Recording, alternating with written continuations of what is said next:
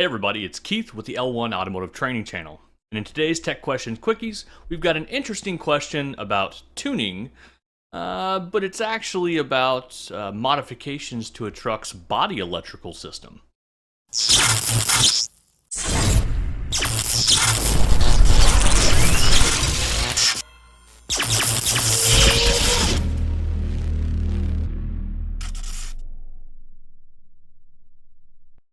Alright, so if you don't know what a Tech Question Quickie is, it's where basically you send all of your questions to techquestions at l1training.com, and I answer them here.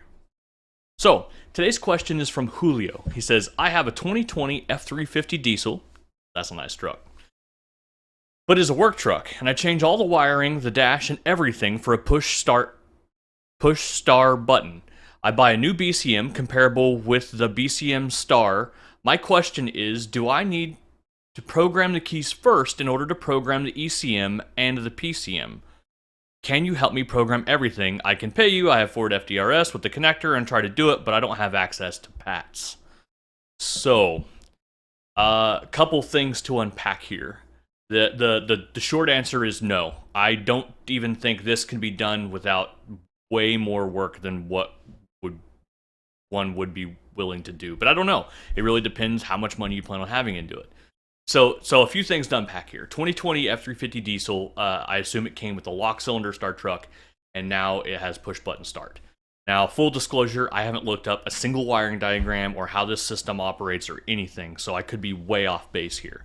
But typically, when you have a push button start truck on the late model Fords, they actually have a KVM, a keyless vehicle module, much like Land Rover Jaguar, because they were a Ford product for a long time too, and they still kind of are closely associated with some of their engineering teams and companies they work with when they build these systems. So maybe they worked with Continental to build the push button start system, which I'm taking that out of the blue. I have no idea if Continental even made the system for Ford or whatever, but maybe they share a relationship with a manufacturer that builds some of the components. Much later. Anyways, the point is that you have to have a VSP to do the PATS functions on. In order for a VSP to happen, you have to log in through Ford and do it. And when it does that, it authenticates the type of immobilizer system and creates a by VIN transaction. So through our remote system, I'm one of the only providers in the US to do a NASTA VSP system remotely. So if Julio doesn't have his LSID, which it doesn't appear to because he says he doesn't have access to PATS, then we could do that remotely if he was in the US or Canada and he had a US or Canadian driver's license and could prove ownership of the truck.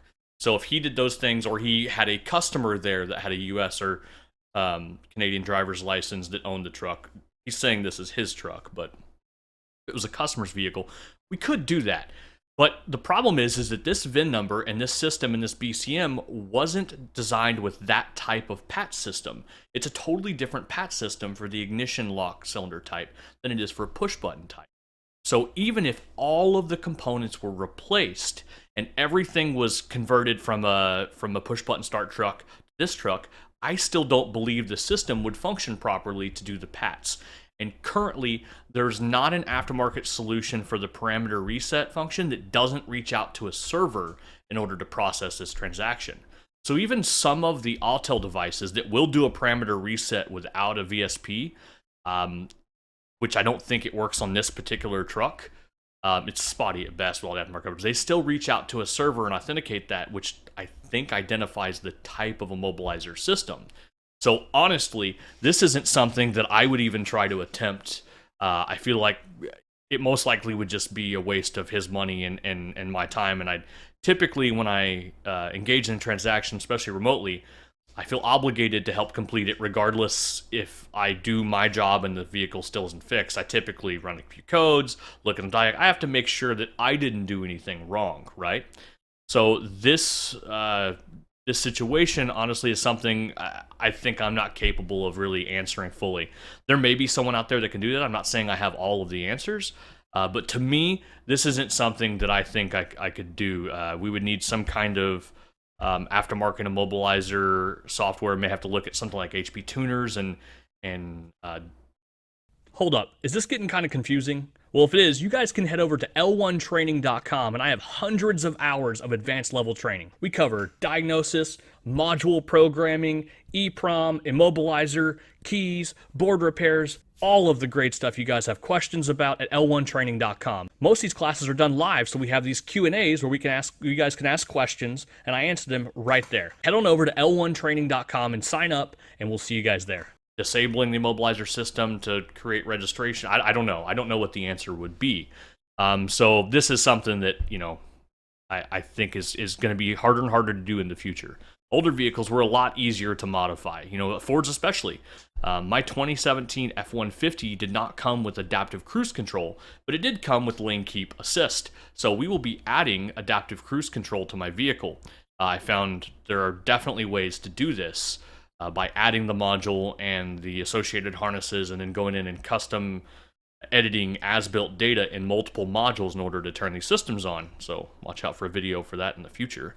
But this particular situation, because it's PATS, it's online, I don't have enough information to answer that, but I believe the answer is no. I don't think it can be done cost effectively.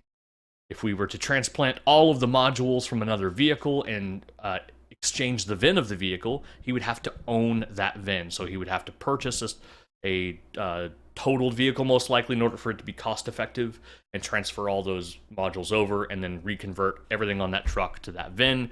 And then even then, if the VIN's different in any of the modules, the PAT system isn't going to work, so he's going to have to convert them all to that VIN, in which case I think there's some kind of like legalities there of all the modules in that truck being different. Are we trying to exchange the VINs on a car? I know we're not changing VIN plates, but then where does that line bleed of changing them all over? Anyways, long story short, Julio, I don't think I can help you with that. That seems outside of the realm of something I'm interested in putting the time into. For your own project, absolutely. If you work in the automotive industry and you would like to get your VSP, go to nastf.org, nastf.org. You must be in the US or Canada. The vehicles you're working on must be in the US or Canada and owned by someone with a US or Canadian driver's license and have proof of ownership.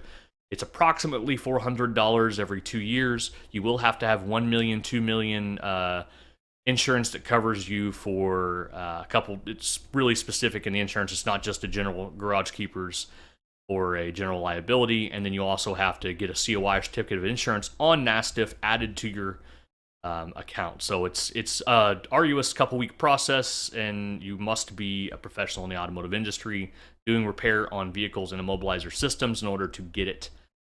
So it's just, I'm sorry. So this is the weirdest Tech Question Quickies I've had, because it's kind of, I don't have an answer. I'm sorry. But if you have questions that I may be able to answer, you can send them to TechQuestions at L1training.com. We'll see you guys next time. Don't forget to like, subscribe, comment down below if you didn't like my answer. Give me the thumbs down if you didn't like it, a thumbs up if you did. We'll see you guys next time.